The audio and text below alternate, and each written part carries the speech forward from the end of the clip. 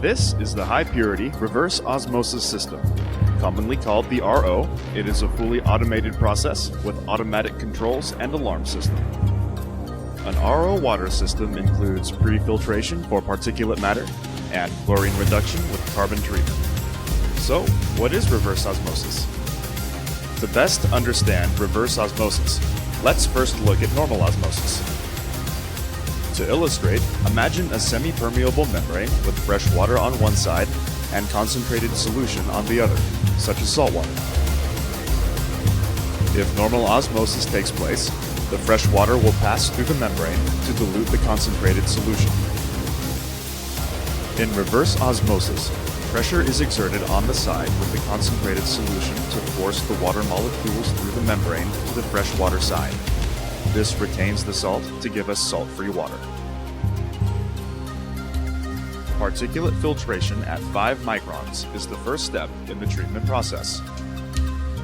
This filter ensures that all particulate matter is removed prior to the next step of filtration, as well as less long-term maintenance of the RO membranes. Reverse osmosis is sensitive to oxidizers such as chlorine, typically found in all city water sources. Therefore, the process and water RO water system includes granular activated carbon, commonly called GAC. The GAC is an absorbent and will reduce the levels of chlorine being sent to the RO membranes.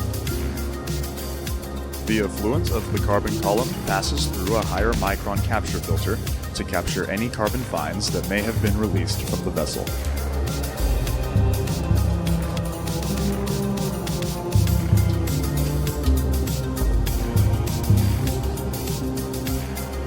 The influent water has been pre-treated and is now prepared to be processed through the reverse osmosis membrane. As the water passes through the RO membrane, there is a low pressure switch to protect the pump against low inlet flow or pressure. There are panel-mounted pressure gauges to monitor the pre-treatment and reverse osmosis inlet and outlet pressures. The neighboring control panel is used to monitor water quality and facilitate operational functions.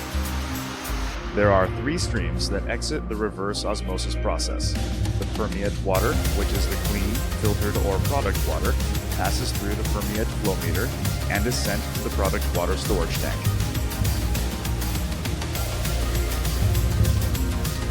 At higher salt levels, the concentrate is sent to sanitary sewer, or in some cases non-critical locations for reuse, also known as gray water recycling. In higher water recovery applications, a small percentage of the concentrate water is sent back to the inlet of the RO membrane for recycle. The salt removal reverse osmosis step is complete and the filtered water is stored for distribution and use.